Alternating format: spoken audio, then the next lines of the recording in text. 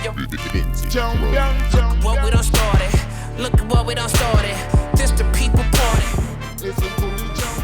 1, 2, 3 in the place to be. It is the BKMC Talib Kweli. You are now rocking with People's Party. It's the world's best podcast. That's right. And next to me, even though we on Zoom, I got the flyest, the most thoughtful, the best co-host in the world, the most bitchiest, apparently I'm hearing, Jasmin Leigh in the place to be. What's up, Jasmin? How you feeling? What's up? I almost felt compelled to do a rhyme, but maybe next time. But you did do a rhyme. You said I almost felt compelled to do a rhyme, but maybe next time. See, I was a poet. There we go. I didn't even know it. I didn't even know it. Well, today's show is very special to me because we had a lot of guests that are friends of mine, a lot of guests that I consider family, a lot of guests that I came in the game with. But there are very few guests that I actually, literally came in the game with that we've had on this show. Now, I came in the game with this guest learning how to hone my craft and perfect my chops as a songwriter. And Jared Meyer, who is a partner of mine in this enterprise that is People's Party, he was a co-founder of Rawkus Records. He said about this man, no one even comes close in terms of defining the Rawkus sound on the production side. After Black Star, after my album Reflection Eternal, after making tracks for all types of artists, but Yasin Bey, who was then Most Def, after working on Sound Bombing, he came with his own first album, High Technology, had me on it, Common, Cormega, Slum Village. When the Rawkus era was over, he transitioned like real seamlessly into being a producer for the Aftermath crew, working with such luminary artists as The Game, 50 Cent, G-Unit, and more. By the time his second album, High Technology 2, came out in 2006, and High Technology 3 in 2007, he was featuring everyone from Ghostface Killer to Raekwon the Chef, Jadakiss, Exhibit, Corrupt, Slim Thug, Bun B, Common again, Yasin Bey. We dropped the second album, Revolutions Per Minute, in 2010. Since then, he's been busy, still making records for people like Phife Dawg, rest in peace, Busta Rhymes, Beans. Seriously, he's really, really, really prolific, and his impact in the industry cannot be slept on for not even a second. More than that, though, this man is truly my brother. He has slept on my couch. I've slept on his couch. I wrote a lot about him in my book. He gets shouted out a lot on this show, not just by me, but by everybody who's serious about this music. I got real love for him, and I'm proud to have him as a guest. Ladies and gentlemen, we got Little Leon, the professional, the drum beater, Techzilla himself, Hi-Tek in the place to be. My G, ain't nothing but a people's party. No doubt, no doubt, no doubt.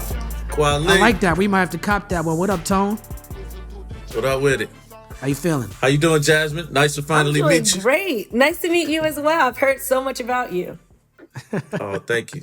You said it looks like you in a studio, but you said that's your son's studio, right? Yeah. Man, this shit is all over the place. The jungle. You know, him and all his brothers and his cousins, you know, they do their thing, man. It's just a good sight to see. No doubt. Well, shout out to all the kids. Shout out to Mama Tech. Shout out to Eric and Billy. How's everybody doing on the family side, especially during this pandemic? Everybody good, man. You know, thank God, you know, can't really complain. Nobody's caught the COVID, so we're good. But that's not what we're here for. We ain't here to talk about COVID. We're here to talk about Hi-Tek in Cincinnati, Ohio. Now, as far as for my money, you the biggest rap star out of Cincinnati.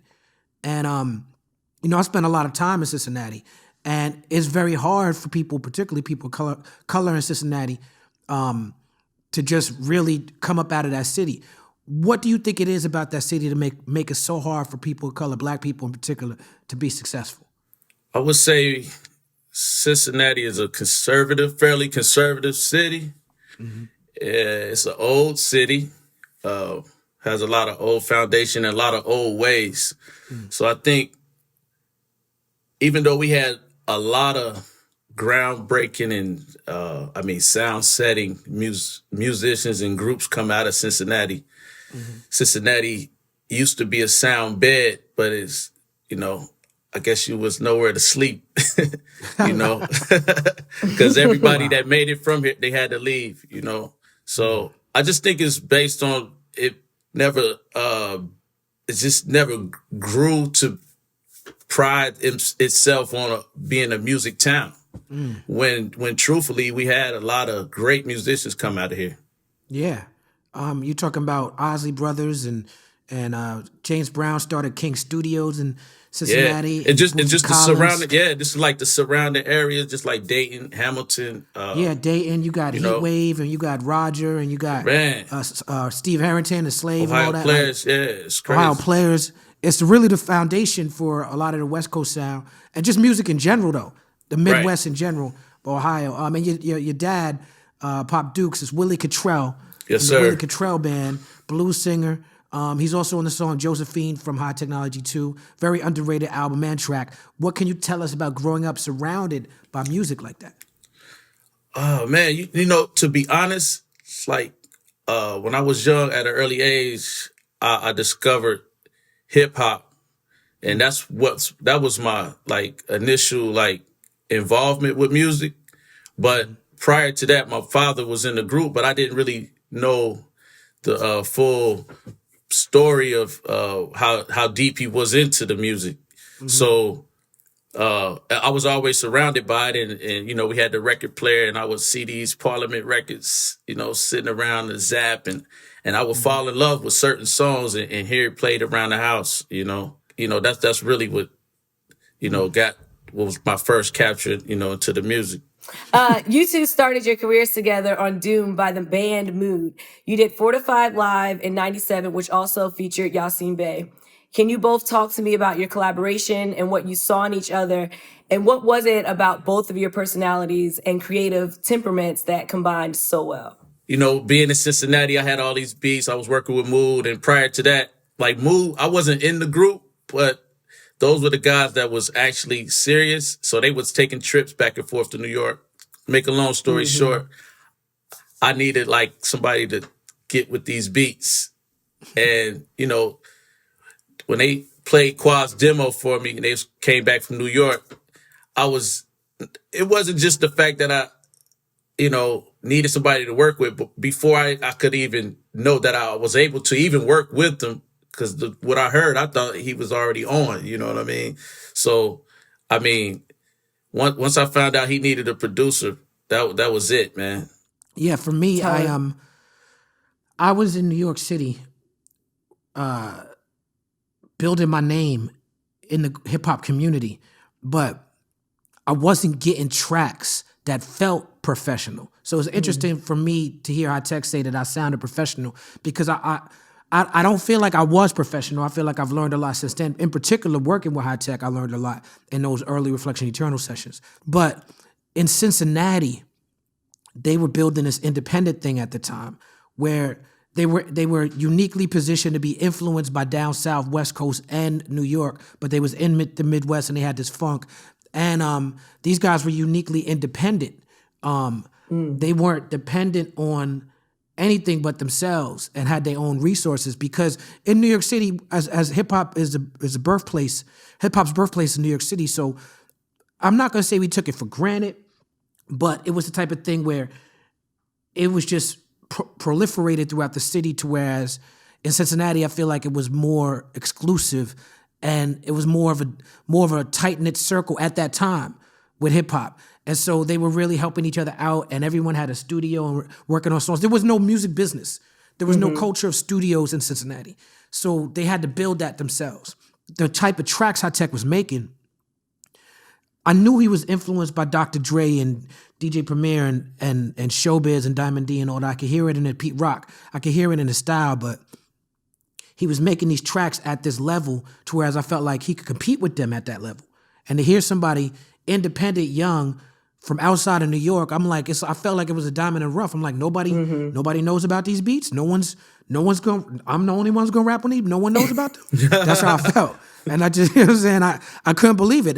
I couldn't believe that the level at which you were producing was undiscovered by the masses. Man, that's real. There's a God. Yeah, yes indeed. So when I met you, you was working with Vicious Lee. But Vicious Lee was still in the streets and he got locked up, which is part of the reason you said, well, I have all these beats now. How is Vicious Lee, and how did he inspire your life, and what's he up to right now? Man, I could say so much about this brother right here, man. Lee was always he was a speedy guy. You know, he was always ahead of his time. You know, there was a time when we all were just on the grind and hustling. You know, and he was the leader of that. You know, and he was like the first guy to actually put me on. You know, gave me my first pack to do what I needed to do. But he also had a plan.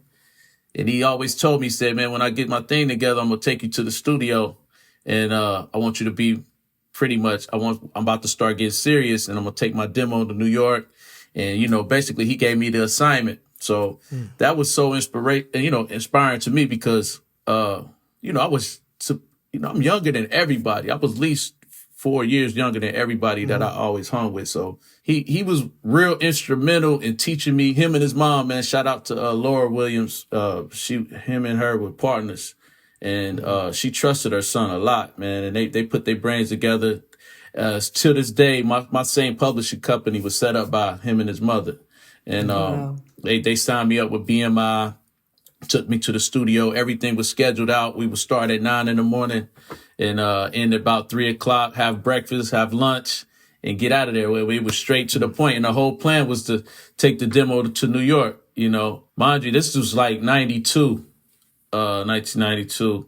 And I mean, he was just so instrumental in teaching me and let me know how serious the business can be. He always would put me on game as who the next MC was. And you know, just even my name was inspired by the things that him and his partner, Ravi T, was doing. You know, they were all into their favorite hip hop group was Ultramagnetic.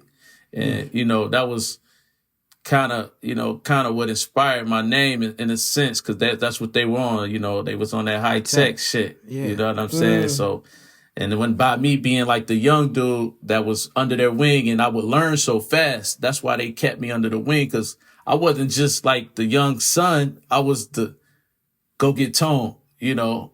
I was really that dude, like, you know what I mean? Young cat. They trust me. I was like fresh, you know what I mean? You know, right. It was just a journey, man. But Lee, to bring it back to Lee was really it's a brother, man. I hadn't spoke to him in a while. You know how you go your own separate ways. But there was a time when I had to make some decisions in my life where, you know, I'm either going to keep hustling and trying to make beats at the same time, or I'm going to do this music full time. And that's kind of like in between the time I started really working with Mood and actually their first single I produced is called Hustle on the Side, which featured Vicious Lee. And I produced the track. And really, to be honest, that whole Hustle on the Side concept was me and Lee's thing. You know, that was what we inspired that song for Mood, along with, you know, along with me producing the track. So around like 96, around the time when you came to Cincinnati, and the studio that you came to was me and Lee's studio. Lee had bought the equipment. It was called UPROXX Studios. And which we on UPROXX right now. Right. Right, yeah, that's crazy, right? Yeah. So Lee had bought the plan was, you know, Lee bought the equipment and I would run the sessions. So I would do that studio sessions for everybody in Cincinnati, like for $25 an hour. And me and Lee would we would just split the profits. And any chance he would get, he would come to the studio and we would work on our stuff. But it kind of started slowing down. The owner of the studio, shout out to Dave Arps, who really always gave brothers around the city opportunity. He had this big building, it was like 3 floors of studios, and he decided to shut that studio down, and he moved up the street to his original studio, where me and Lee recorded our first demo in like 92. We built the studio out in the back garage. But long story short, I was working in there, you know, I think that's around the time, this was after we recorded our first 2 demos. One day I come to the studio and the equipment was gone. Oh no. And, you know, he had already put it in my ear, like he was just kind of like salty about, you know, that I was doing music for other people. But I was like, yo, you ain't coming to the studio. I was like, what you want me to do? Sit around and not do nothing. You know what I'm saying? So that's kind of how it fell apart. So long story short, I started working with Kweli, and that's when I started catching a Greyhound and coming up to New York and doing my thing. And in between that, we were still dealing with Brian Leach and TVT Records, trying to get our checks for the Mood record. And then in the midst of that, Rawkus was literally right around the corner from TVT, which I know that's not how we connected with Rawkus, but it was just a little coincidental that was just right around the corner. But yeah, that was my thing, man. I had to start doing something. You know, my first love was the music. He took the equipment and didn't even tell you, so you just showed up like with no furniture in your house. Like, that's crazy. Yeah, he took it, but the thing is, like, he probably did that was like the biggest favor he ever could have done for me. I feel like, because push you out on faith. Yeah, because it wasn't really that personal. I knew where I was at with it. I had made enough beats. I had learned enough techniques to move out on my own, and the thing was, what I learned from him and his mother and what they did for me is really priceless, And I think he knows that, and it's still our love. And I would never talk bad about him because he's still my brother. And I miss him, you know what I'm saying? I miss that energy, you know what I'm saying? Because he the one that enlightened me, and I could never get that back, you know what I mean? Yeah. Yeah, he's a part of my story, man, and I don't think it would have been the same with us without Lee. I didn't have as personal relationship as I had with you and later with the dudes from Mood. But Lee has been to my house. Lee was at the house where I raised my kids at. Like, I convinced him to come up to New York. Yeah, man. And I got a picture of him in front of my house with a whole ping outfit on, like the golf company. Lee was he was a fly guy. Yeah, I remember asking him why he's wearing golf clothing, because nobody was doing that, and he was like, that's just what rich people do, and I'm gonna be rich." Right, he had the Montero Jeep there, Yeah, man. Yeah, he was doing it. Yeah, man. Shout out to Big Lee. Another one of the homies that I got to shout out is Big Dell. Big Dell from the Natty. Big D. Yeah, shout out to Big D. In my book, I talk about how we working on a Reflection Eternal album, how Big D freestyled over a track, and he was like, "We're gonna put it on an album."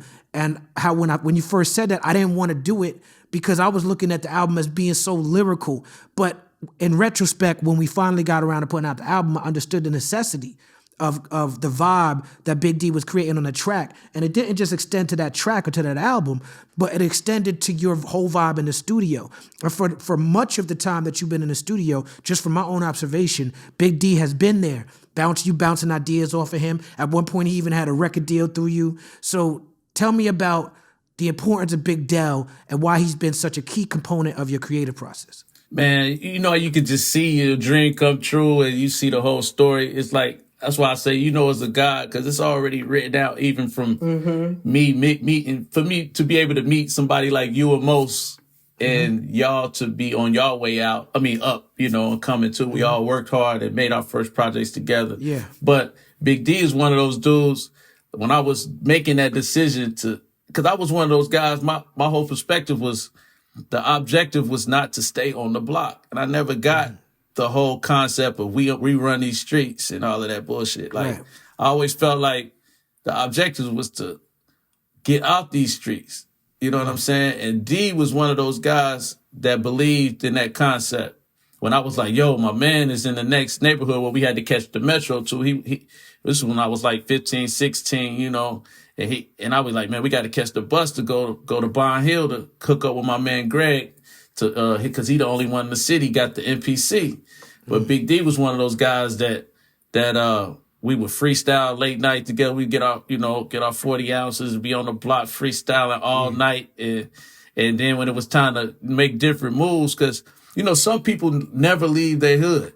You know what I'm saying? And they just stuck in the hood, and they scared to hook up with the white people, or they scared to hook up with the other homies from another neighborhood because they beefing and all of that bullshit. So D was one of those guys that always supported me when I was trying to make the next move. Like, yo, man, we got to catch the metro to go just watch, so he can watch me make beats. Cause, you know, that was the thing.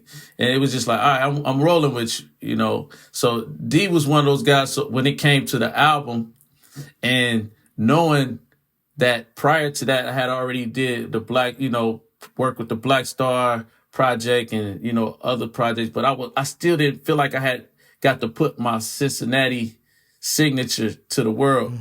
And it was just something I felt I see other crews doing, which was, just let your crew breathe and eat a little bit and just give them the full vibe. And, you know, I mean, even if it's just an interlude of them talking and that's what that was about. And I knew you wouldn't get it at the time.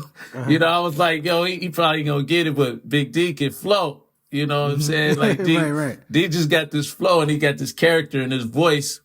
And I actually was coaching D up at the time because I used to tell D, like, yo, man, you got it. Your voice, it's in the voice. You know what I'm saying? You got it. And you got this flow. So I had to beat. I said, man, this would be a perfect time. Because I knew this album was going to be very impactful. And I was like, man, I got to find a way to add my man Big D on there. You know what I'm saying? And that's just what it was about. It was more of a friendship / let's put the Natty vibe out there. You know what I'm saying? Because I felt like I was really on my New York shit. And I was like, this is an opportunity, you know, being that this is a Kweli and Hi-Tek album, I got to give them more Cincinnati. You know what I'm saying? Yeah. So I let Big D breathe. Word up. So, Tech, you and Big D were out on the block drinking 40s at 15, or this was later on? Yeah, 100, yeah. Oh, my God. That's what I was doing at 15, too. I was drinking 40 I was ounces. the most well-behaved teenager, and I got in so much trouble. Man. I hope you're listening to this, Mom. Yeah, not that my mother was a bad, you know, neglectful mother. She knew what she was doing. You know, that's life of the hood. You could talk to anybody that grew up in the hood. They did the same thing. Kweli told me his impression was that when you first came to New York, you saw that they were living hard and living broke. Meanwhile, you were, I mean, a lot of artists are, who isn't, right? Meanwhile, you were from the hood in Cincinnati, but you were literally hustling on the side and finding ways to thrive. What were your first impressions of the scene they had in New York when you came out from Ohio? Man, besides the fact that we had plentiful, we had a lot, everything, it was a little more plentiful of what we had in Cincinnati. But I knew they had more to offer. Like, New York can spoil you. Like, I felt like I was a New York dude at heart. Like, that's why when I came to New York, I kind of hit the ground running. And one thing I always used to ask Kweli, be like, man, take me to the tunnel, take me to this. And I think Kweli was over that shit by then. You know what I'm saying? He was kind of like, man, you know, kind of conservative, laid back. Like, yo, we got a mission to do. I got to go to work, or my mom's or pop's going to kick me out. You know what I'm saying? and I just quit NYU. I left NYU. I can't fuck up again. So damn, it's like, funny to hear the outside perspective of where I was at, because that's pretty accurate. So I was like, all right, cool, because it kind of saved me. Because if he was like in the streets crazy or super lit, I think we would have went the wrong direction. We wouldn't have been as focused. So coming from the streets and on the wild side of Cincinnati doing. Because I was trying to change my life. So that was my purpose of leaving. You know what I'm saying? If I would have came to New York doing the same thing, it wouldn't have been the same. So with that being said, I really didn't look at it like cats didn't have much. I really looked at it like they had everything. So I'm going to help Kweli obtain it. You know what I'm saying? That was my whole goal. Like, yo, I got to help him. You know what I'm saying? And we got to help each other, because he's doing something I'm not doing, or I don't have access to. And Kweli's one of them dudes that always make stuff happen. You know, you can't slow him down. Now, you and I, there was something special about our connection with Mood at that time, because it wasn't just hustle on the side. It wasn't just a couple records. It wasn't just Karma. It was, you produced damn near half that album along with y'all son. I'm on damn near half them songs. The Mood album came out in when did it come out? 97, came out 97, Mood Doom. 97. You and I got a lesson very early in our career because Mood got a real bad deal from Blunt TVT. And they didn't have no money advance-wise to split between even themselves. And so they definitely didn't have no money for us. And the way in which they approached the label, they didn't even know how to, none of us were savvy enough to be able to look out for each other business-wise. And so you and I had to go up and get our money from Blunt TVT on our own. And it made us, I think, cautious about record labels. I know you've said, you miss being on Rawkus and that sort of energy that you had on Rawkus, but what was that lesson that you took away from the situation with the Mood being on Blunt? I would say the lesson was to not sign a bad deal. Try. Simple as that. Yeah, simple as that. It was try my best not to sign a bad deal, because I think the first thing, and it was crazy. Back to my man Lee. Shout out to my man Vicious Lee, because him and his moms taught me about the business a lot. So the first thing I got was a Kashif book, and got a lawyer. Shout out to Johan Powell. I think he was my first entertainment lawyer. And I think I turned you on to Johan back in the day, because I was trying to we was trying to get our money from TVT. Yeah. And that was the thing, man. It was just more about trying not to get ourselves in a bad situation, and trying to be somewhere where they respected our music and our creative process. Word. Now, when I came to Cincinnati, like I said in the intro, Cincinnati has been influenced by down south, West Coast, East Coast. But when I came to Cincinnati, what they played on the Wiz was mostly East Coast hip hop. It was very much copying what Hot 97 was doing in New York. But that changed over time, particularly with the times in which I was coming to Cincinnati. And we had Master P on the show. And I talked to him about how I would be in Cincinnati and people would be listening to Ice Cream Man About It. And the down south music at the time, E40 Federal was out. Cincinnati was on that hard body. Man, and I didn't really, I was on that E40 and Master P. And I didn't really understand it at the time. I understand it a lot more now. I have a lot more experience music-wise and life-wise. But can you tell me about what made you feel like, what shifted in the city for it to be a city that was mostly influenced by East Coast hip-hop, and to nowadays in 2021, it's almost exclusively influenced by down south hip-hop? I think it always had its South and Midwest influences, because back, when we was on the block, we was listening to Spice One and, SIBO, and it was all over, we was there, you know what I'm saying? It's just the radio, I think his name was ICD, he kind of was like, he wanted to be like Red Alert. Okay. And I watched that whole thing take place, but in the city in general, a lot of it was influenced by Jay Prince and what Houston was doing as well. And it was, Cincinnati was well mixed. It's just what the radio was kind of trying to do at the time. That make a lot of sense.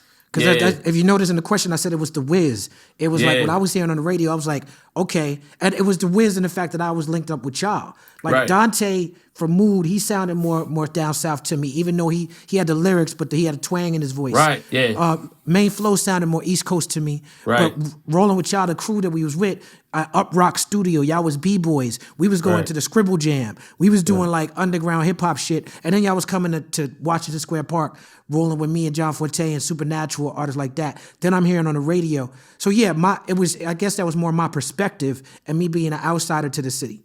Yeah, it was definitely, because we grew up with it all, you know what I'm saying? And all the guys that was trying to do their thing. And when we was in UPROXX Studio back in the day, it was like 3 floors, like I said. And most of them guys there was doing like Houston or Bone Thugs influenced music, you know what I'm saying? And I was more East Coast, I would say, because I was more East Coast influenced, Okay. That's why I don't feel like I worked with a lot of Cincinnati artists, because a lot of the majority of the artists were doing a different style, and I was more East Coast driven. You know what I'm saying? Right. And me and Lee we both were. And even Lee, it was a time where Lee, he was putting me on. Like, he always knew what the next thing was. He was like, yo, he was telling me about how Jay-Z about to kill it. And This was way back, and he was telling me about Master P because he would always listen to lyrics and just tell me, just peep where they was at with it. Because Lee always mixed the business with the music. You know what I'm saying? I was just more about the music. No doubt. Shout out to Lee. I love people who share my name. Well, I share his name, but No doubt. No you doubt. had 6 tracks on the Black Star album. What do you remember from those sessions, and what is your description of the Jasmin Leigh Talib Kweli dynamic? Oh man, this starts. I posted on my Instagram the other day the 4 to 5 live because what's my man name?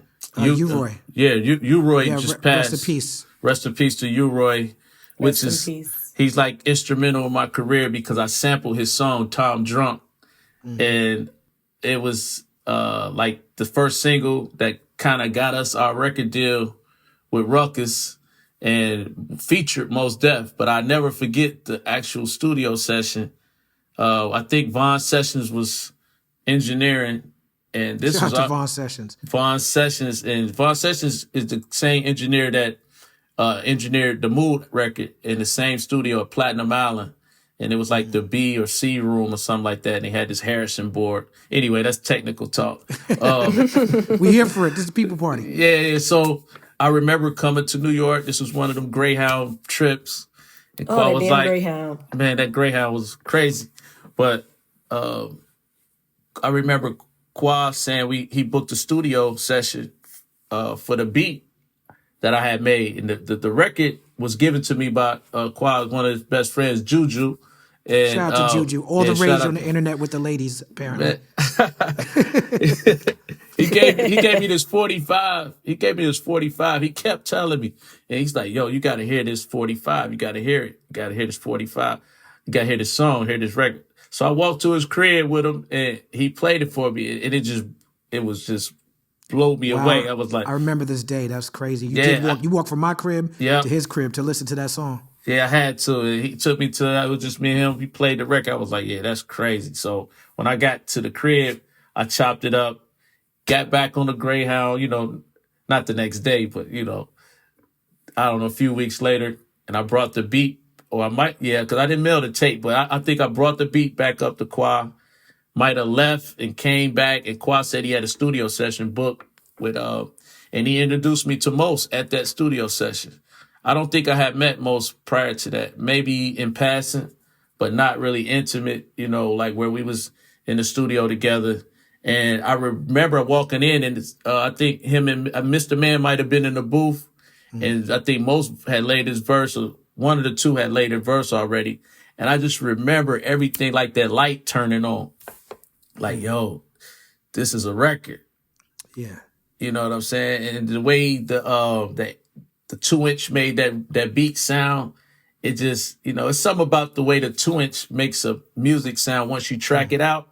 The 2-inch brings it to life. I always used to say that, but that session is what really enlightened me that this music thing can work.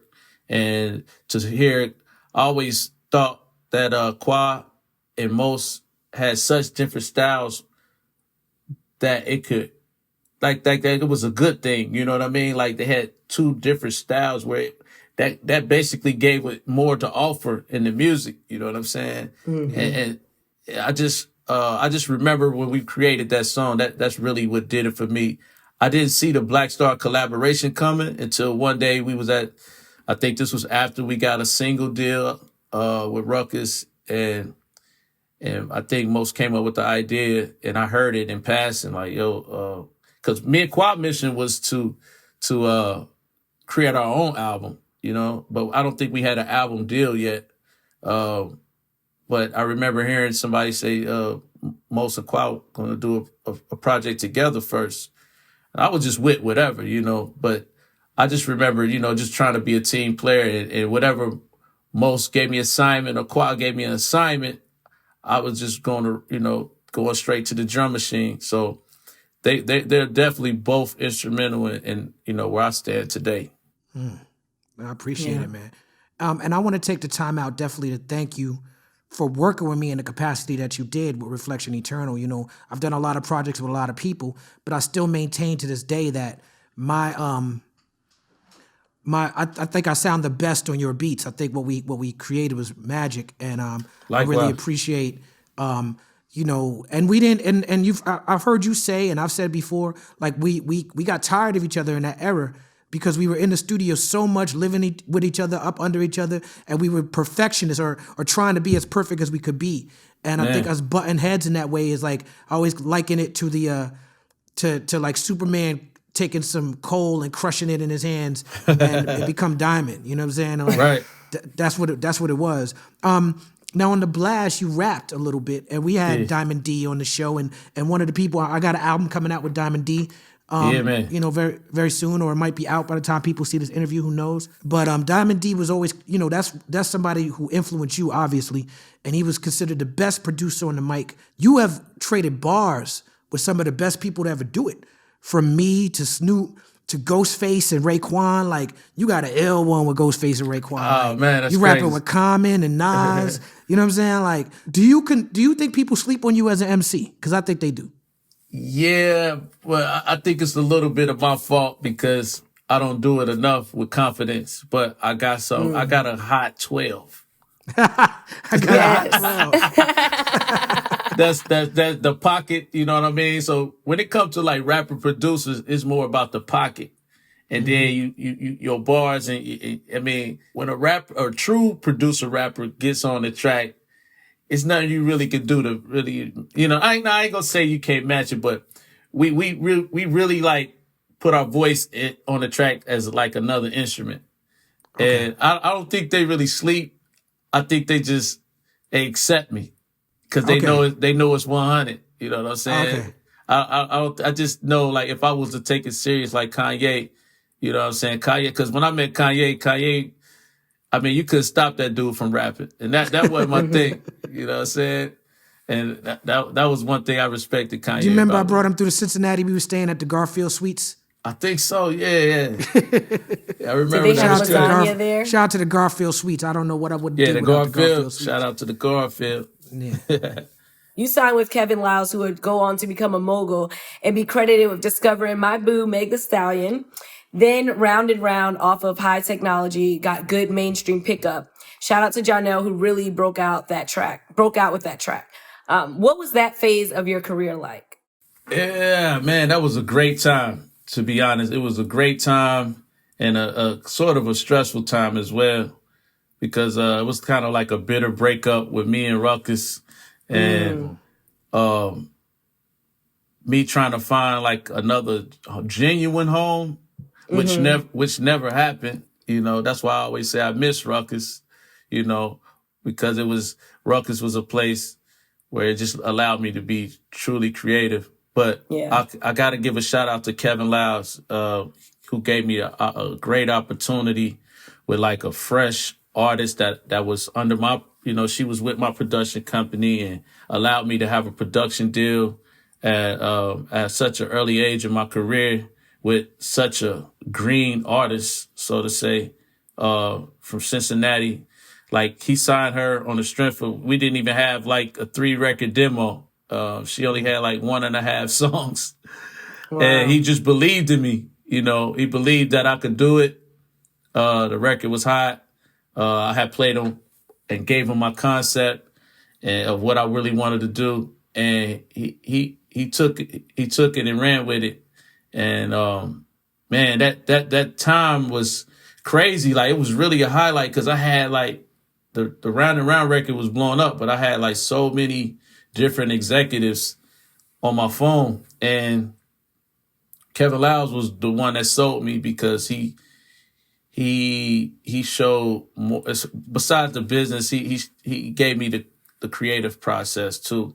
So he taught me a lot too about being a little more professional in production and like trying to produce an R&B album, which technically I wasn't an R&B producer at the time. I was doing something I wanted to do, like in a sense of the next Mary J. Blige, hip hop R&B, but you still needed those chords. You still needed those bridges and those just a little more bigger than the average hip hop record.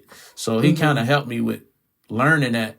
And that's kind of what took us so long. On top of her being green, it took us a long time to complete the record. But, you know, with that being said, that time was a real highlight of my career and my life. It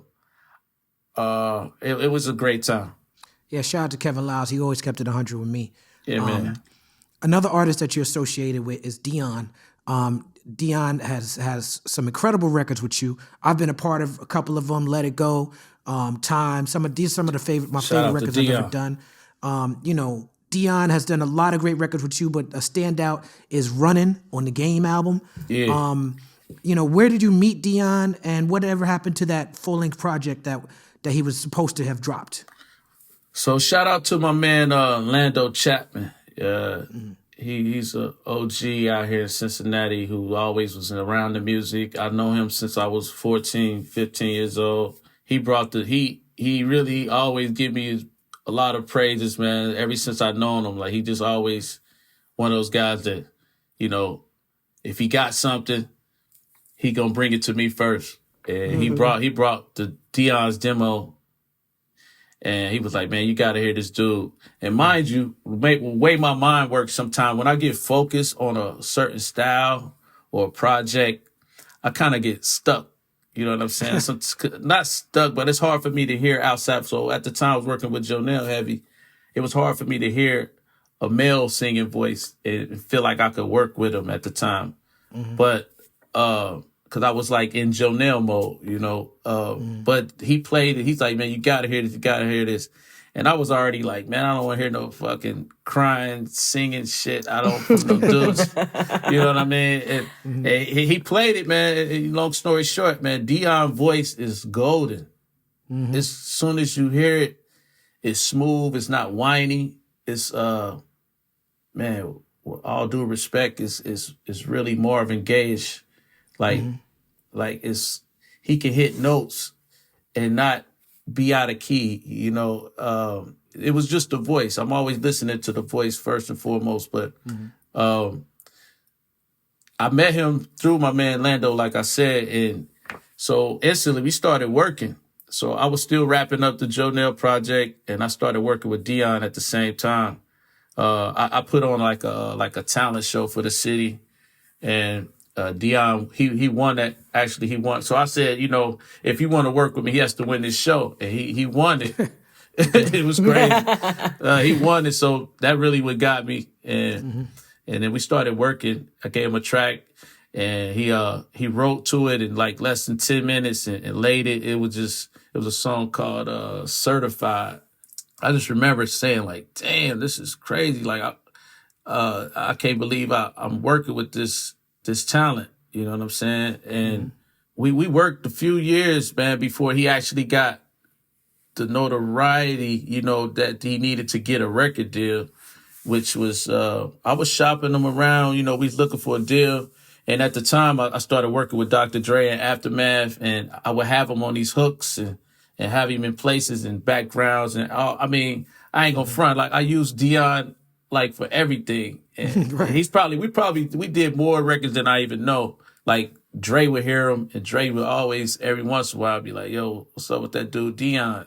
And I sent Dion out there, and Dre would work with him for a few weeks. You know, he'll come back home. And I used to call Dre, and I say, Dre, man, I was like, man, you gotta let me do this project. He's like, I just need a deal. I need a home for him. You know what I'm saying? And I think what sold Dre is a song called Let It Go, which you featured on, Kwa. When Dre heard that, he was like, man, that's it. I think what really slowed Dion down from actually completing the project or coming out on Aftermath. Everybody already knows Aftermath is boot camp, and if it ain't perfect, it ain't coming out. You know what I'm saying? And I, you know, that's Dr. Dre. And it's much respect to Dr. Dre for that, because he just wanted at that high level. And we were still, like I said, we were still trying to find that high level of perfection. And to be honest, it seemed like I was the only one to be able to get that Dion people was looking for out of him. And because Dre worked with him, a lot of people worked with him, but they couldn't get him to do what I was doing with him. But that being said, everybody know working too hard sometimes with no results could drain your energy. Oh, yeah. You know, so I think that's kind of what led to his project not coming out. And on the flip side, me, to put it on me, I feel like me always looking for like a record deal or like a home or somebody to give me a budget to do something is what the reason why it didn't come out either, because I wasn't thinking independent. I could have put I could have just put the shit out, you know what I'm saying? And I wasn't really thinking like that. I was always looking for that deal, and which is not always the right route, but you know. Maybe y'all could get together and get that out now. Yeah, I still got, man, we got 3 albums, you know what I mean? And Wow. the music The world could use them, I'm music sure. is timeless. Yes, yes, sir. Now, at that same time, you talked about being on Aftermath, and you were sort of an in-house producer along with a tight crew, Denon Porter, DJ Khalil. I mean, these are some of the best producers that ever did it. And because of that, you found yourself in a position where you were producing for 50 Cent, G-Unit, and The Game all at the same time while they was all beefing. Did that ever become an issue for you?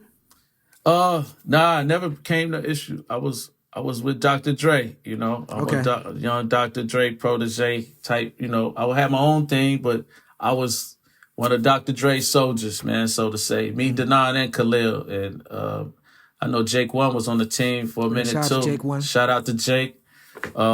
Shout out to Focus. Yes, dude. Man, we were just all making music, man. As far as the personal stuff, we never got into it. That's dope. Shout out to Uncle Snoop. You made beats for him yeah. at a time when, yes, shout out. And he's a Libra. Woo woo. You made beats for him at a time where his sound and career were really in transition. On Paid the Cost to Be the Boss and RNG, Rhythm and Gangsta, the No Limit contract was up and he was creating a new era for himself with his own imprint back on the West Coast. What have you learned from working with Snoop? Man, shout out to Big Snoop. I just talked to him the other day. He called me out the blue. He FaceTimed me like 2 days What up, ago. nephew? Yeah, you know, he's like, you know, ain't shit changed, nephew. I got this singer, blah, blah, blah, you know. But it's always good to hear from Snoop, man. Like, Yes. he's one of them guys that really, you know, man, he just, I don't know. If you ask me, he's one of the guys that say, you know, if he didn't save hip hop, I don't know who did. You know what I'm saying? He was really, he had a lot of responsibility at the time when he was going through the transition of when Pac died and all of that. And Snoop was one of those guys that put people together. You know, he was one of the first big rappers to start working with other artists from different cities and underground producers such as myself. He didn't look at me like, he always was trying to help the next person or the next artist come up, and they know, you know, he knew if he gave you that Snoop Dogg stamp, you was off and running. You know what I'm saying? So Snoop was actually during the High Technology album, I was supposed to have a record on my album by Snoop with Snoop and Devin the Dude. And he actually did the record, and that was my introduction to how I met Snoop. We basically Black Sean, the A&R, we went out to Cali, and my manager at the time, Zach, he's from Cali, and he made a contact to Snoop. And I had, prior to that, like a week before, I had seen Snoop in the booth on Rap City, and they was freestyling to the blast. And that's what made me reach out to him. And when I got the contact, Snoop was like, yo, you got to come out tomorrow. I was like, hell yeah, I'm on my way, you know. And mind you, I'm trying to make high tech now. I'm trying to work on this project. He's like, come out, because I was asking him to do something, work with him or whatever. And, you know, long story short, I'll get to his house.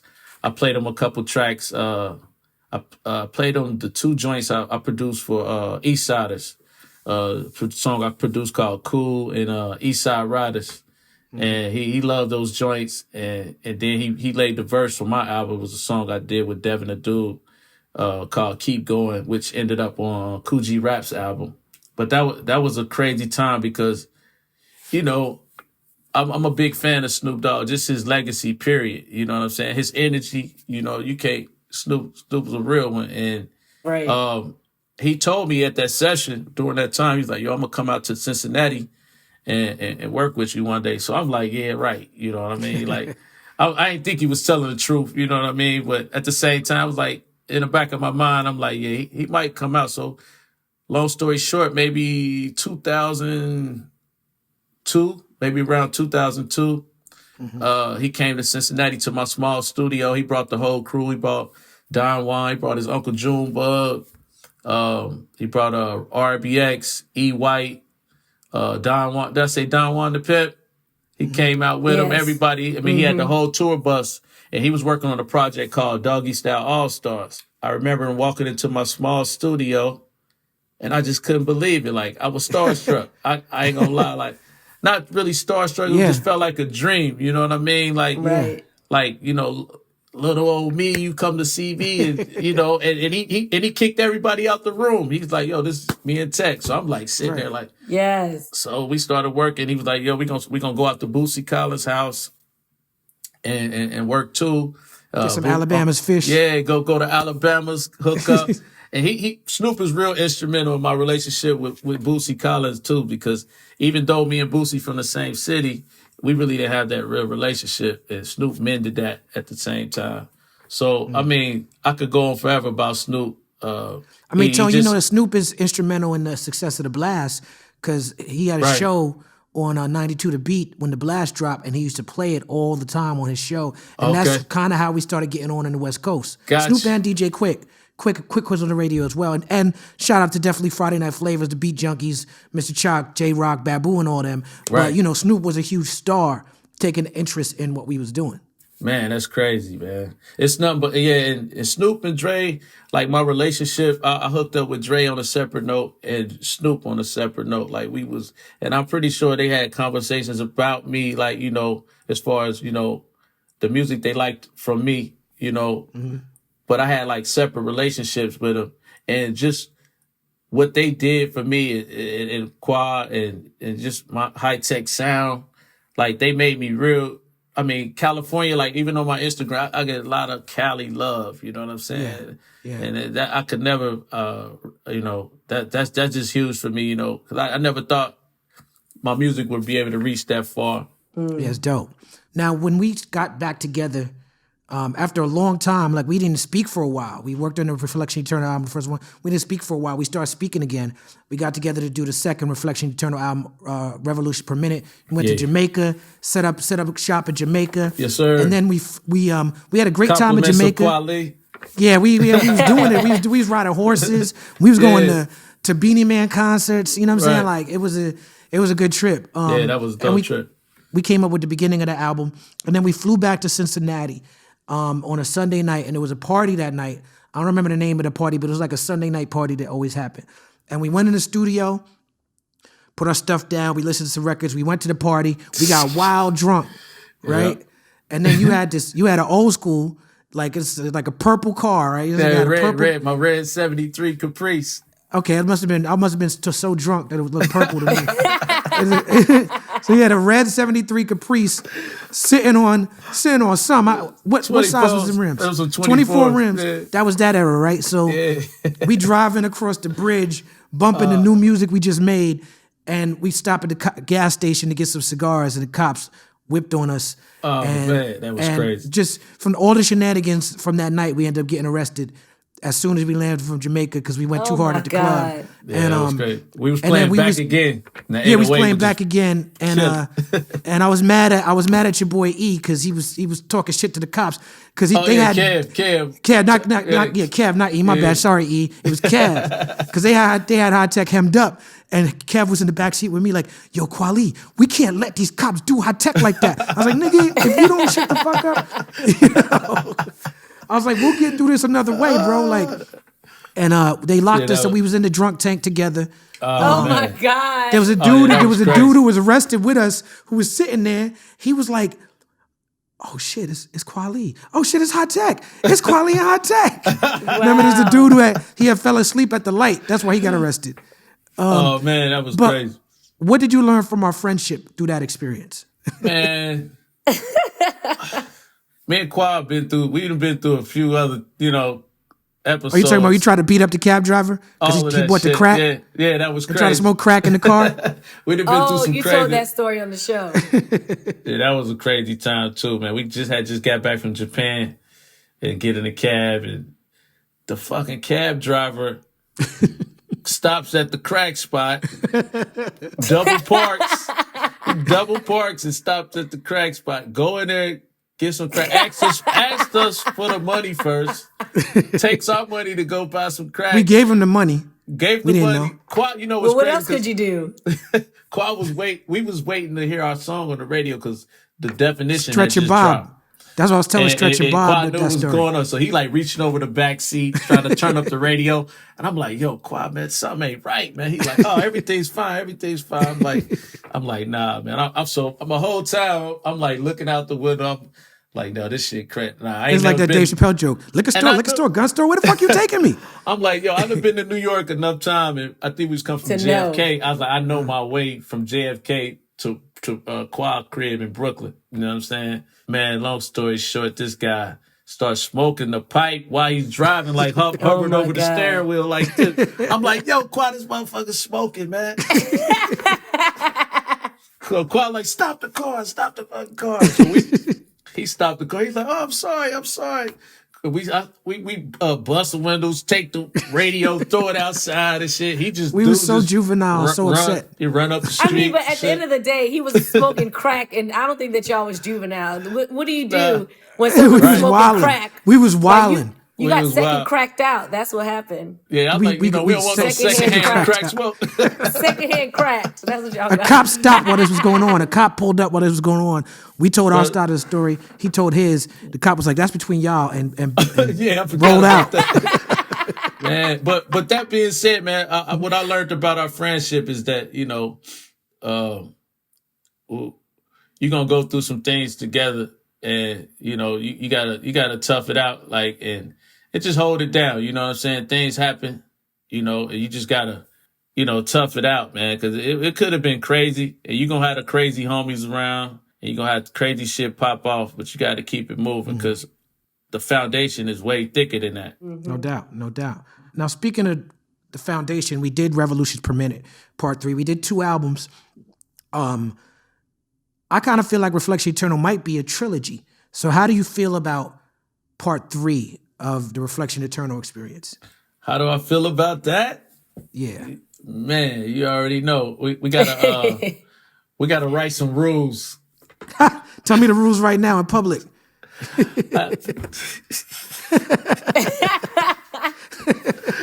That sounds great, man. Like, that sounds like the shit. That the thing is about Kwa, all right, the thing is people don't know, like with Kwa, he helped me be a better producer because he don't beat discriminate. You know what I'm saying? Discriminate, I like that word. And he give not every beat, but 90% of the beats he give a chance to. And which in turn, a lot of rappers that want music from me, they'll say they want this type of style or particular type of high tech when they don't really know how it was really formulated. Mm-hmm. It was formulated, inspired by those who gave me a chance. Mm-hmm. And I feel like that's kind of, I make my best music with artists that just let me do what I do. Yes. And you can scrap it later. Yeah. You can scrap it later. But don't go in and ask for a high tech beat and not let me do high tech. Because I might be on some high tech shit and you missed the boat.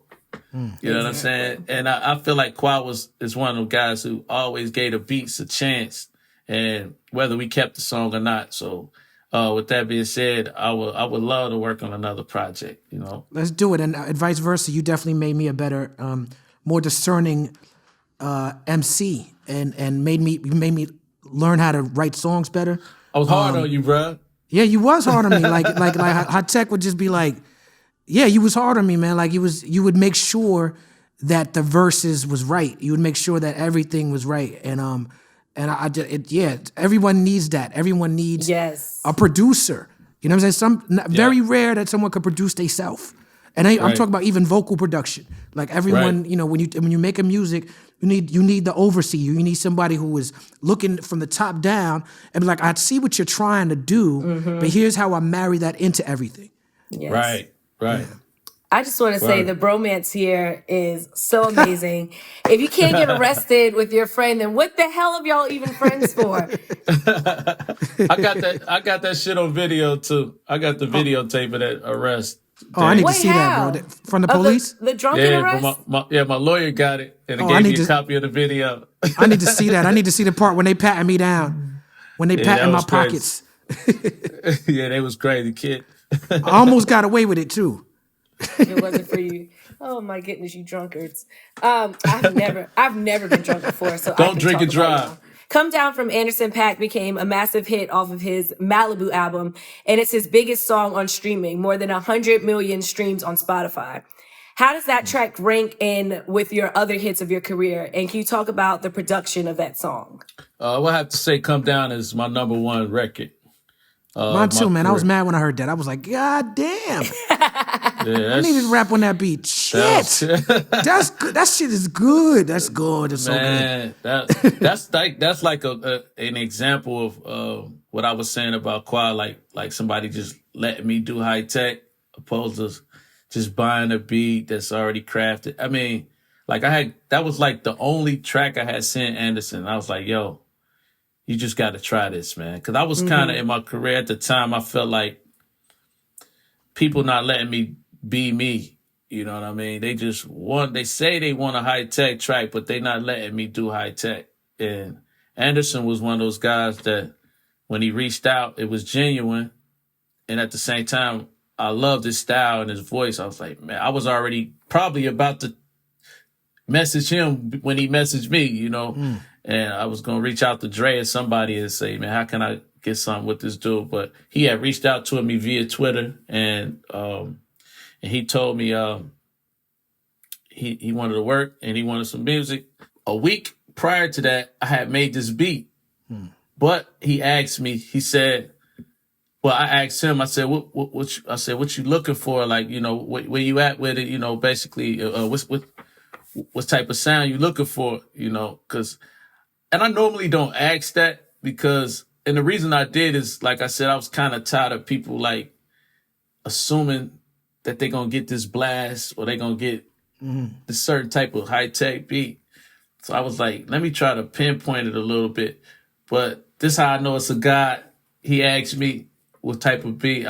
He said, well, I asked him what he was working on. And he said, something devil's pie-ish, like a devil's pie, like the joint that Premier produced for D'Angelo. He had the vision, Belly. On Belly, right? He had the vision of being a singer over a hip hop track, a stripped down hip hop track by a real hip hop producer. Yes, and it was like bass line and drums.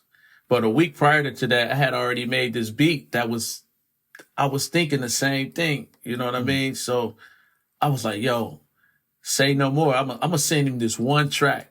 I was like, this has got to be it. And long story short, man, he didn't hit me back. What he did was he hit me back and said, can you send me some more stuff? So I was like, oh, shit. All right, let me send him some more joints. So time went past, maybe like a month later. He hit me up. He said, yo, I'm working on that joint tonight. I was like, okay. You know what I mean? I sent him the fire emojis. And he came back and sent me. He's like, I'm going to send you the rough. Maybe like a couple days later, he's like, I'm going to send you the rough of what I recorded. And, oh, man, as soon as I heard it, I said, oh, my God, this is... And it wasn't even already written out yet, but he had laid the vocals, and I just was like, man, this is crazy, the idea. And then he sent me once he's like, I'm going to send you the finished version. So he sent me the finished version. He was like, just mix it and do whatever. I was like, you hearing anything else? And he was like, yeah, see if you can add some guitars to it. So that's where the actual kind of rock guitar came in on top of the bass line, because I really just had the bass line and the drums and the sample, you know. But he gave me the idea to add the guitar. And, I mean, the rest is history, man. That's got to be, like, my most licensed produced record I ever did. It's great that that's happening so deep into your career that you're still on the cutting edge. Yeah, that was like a song. That was like that feeling that was it gave me that Black Star feeling. It Yeah. gave me that feeling of when the blast dropped. It gave me that. I was like, yo, I still got it. Yeah. And Anderson Paak, God bless him for being that type of artist, because that Malibu album in particular, he had me on that album as well. And he said to me, That's yeah, right. man, I just did one with Hi-Tek. And I'm so glad that I got to have Reflection Eternal on this album, because that's what was inspiring me. Word. Yeah, that's crazy. Yeah. And then to hear you on it, I was like, yo, this dude follow me around everywhere I go. No doubt. I told Hi-Tek we tethered to each other. That's what it is. Yeah. It was crazy. The song that you own, it sounds so Kweli. Like it sounds like the melody and it sounds like, you know, something y'all was supposed to do together. You know what I'm saying? Yeah, yes indeed. Yeah, that's a great record. That's one of my favorite on the album, actually. I love Come Down. Yeah. When you send a rapper beats, are they just like you just have like a rapport with them, so you just send them a bunch of beats and then whatever they pick, then you send your invoice, or like they get like just a buffet of beats? Are they purchasing all those beats? How does that work? I had to learn how to like I said with the Anderson Paak situation, that Come Down record I was in a weird time of my life in general. You know, I was shutting down my studio, and I was in the process of moving. So actually Come Down is the last record I mixed and produced at that studio. And it kind of helped me over in the process, because it took me a couple of years to build my studio back and all of that shit. But I with that situation, at the time, I felt like I'm tired of sending these rappers or people like, you know, 10, 20 beats and then nothing ever happens to them, you know? So I was kind of had a little chip on my shoulder when I sent Anderson that track. And I was like, yo, I got to put this to the test. He got to do this one track. At least try it. Or at least show me that he genuinely wants to work with me, you know? Because you could make 4 or 5 songs off a Hi-Tek beat, and, you know, even if you don't use them, at least you tried it. You know what I'm saying? That's what my whole thing. I'm big on. I come from real rappers. You know what I'm saying? I work close with Mos and Qua and, you know, other guys, and they would give my tracks a chance. So why would I try to do anything different? So with that being said, there was a time when now Dr. Dre, I would send him all my beats.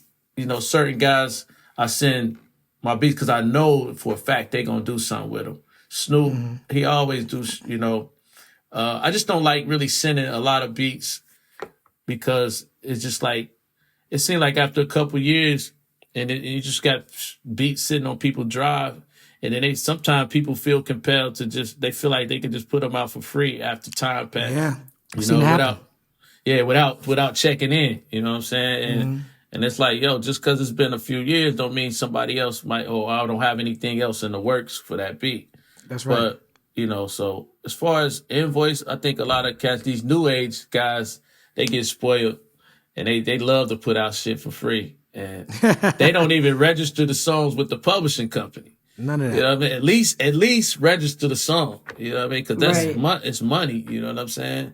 And that's how I feed my family. I never had a job. This is all I've ever done in my life, you know? No doubt. So I just try to, you know, sometimes I'm inspired when I give out tracks. Sometimes I'm not as inspired. I believe music is magical. Like, if you put the energy into it, something's going to happen for it. You know what I'm saying? So you can't, I try not to just send any old tracks or just stale tracks or just reach in my crate and just pick out. I try to fit the script, and the invoice is, you know, it's a given to me. You know, people got to respect the game. And mind you, like, if we got a record like the Anderson Paak record, I wasn't looking for a check for that, because I knew that was a record. That wasn't.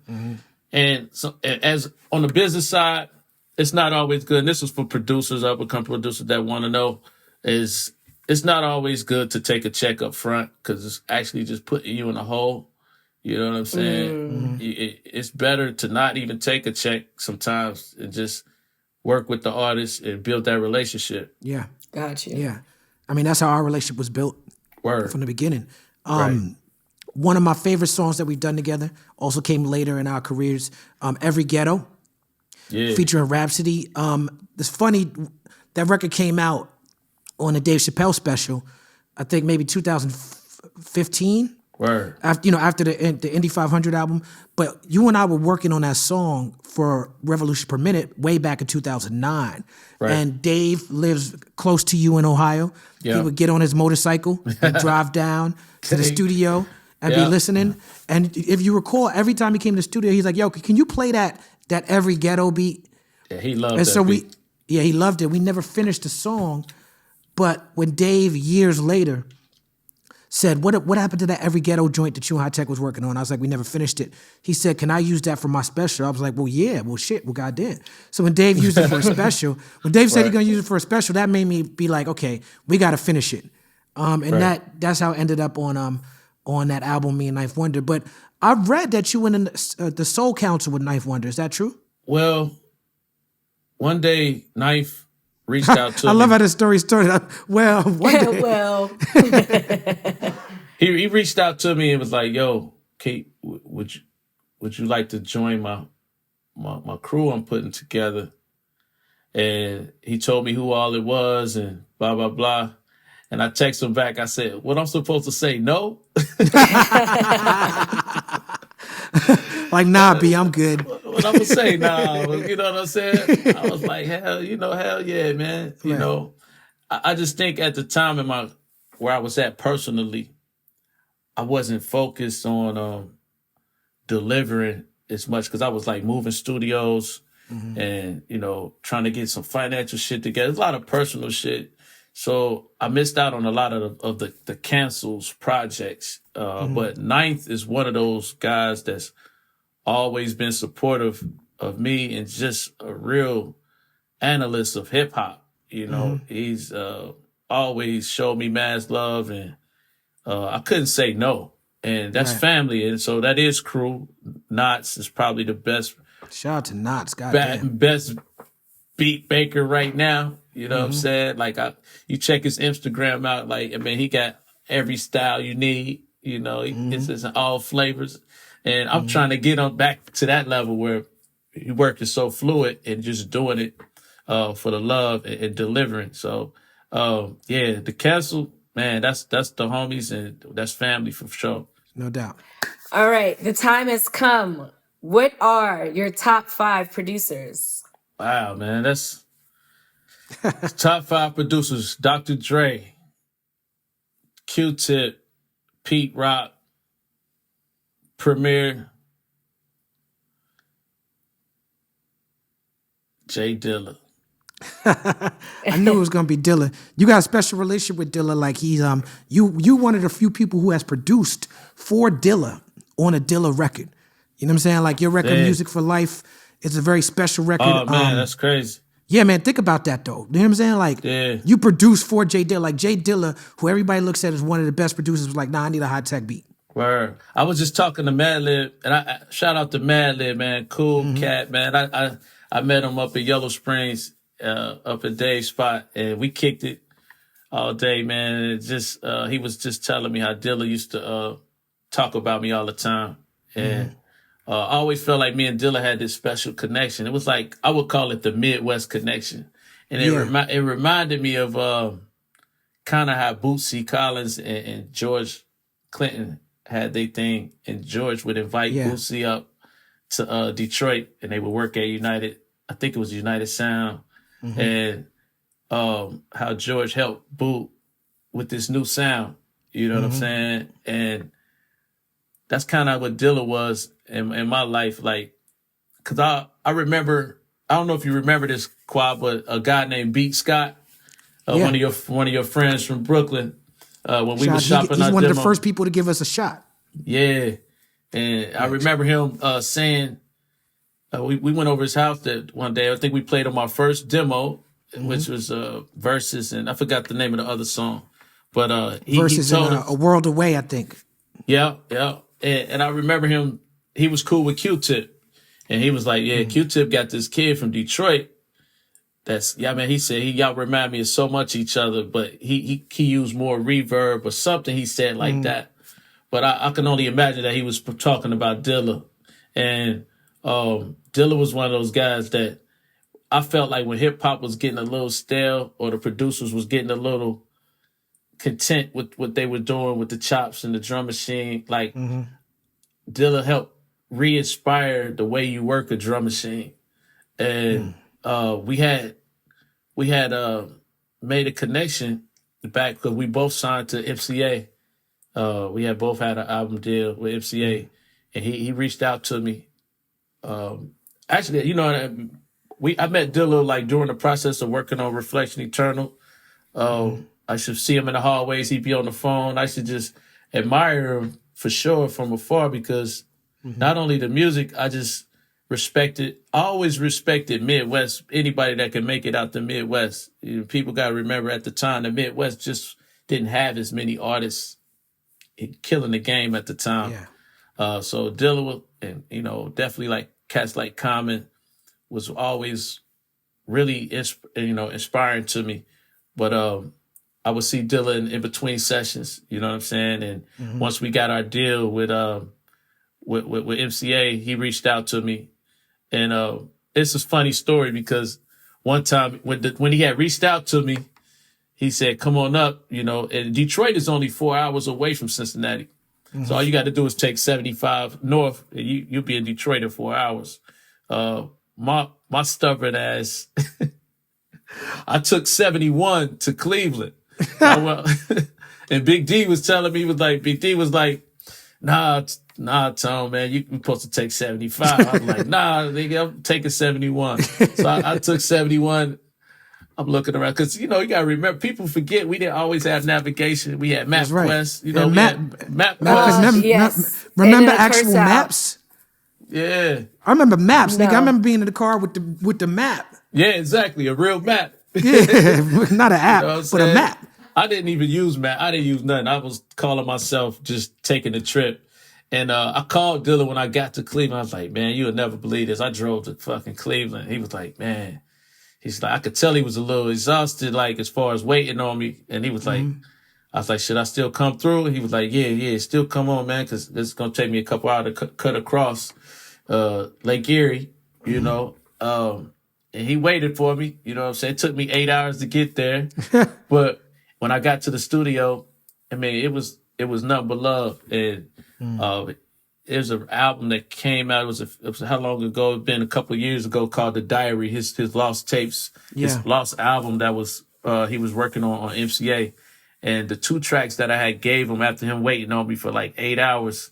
And, you know, in my mind, I kind of felt like, man, he just trying to get me out of here. You know what I'm saying? Because he waited on me so long, and he just, you know what I'm saying? But he was like, when I played him the 2 tracks, it's always a thing when you playing stuff for other producers, because it's like they can figure out what you did. You know what I'm saying?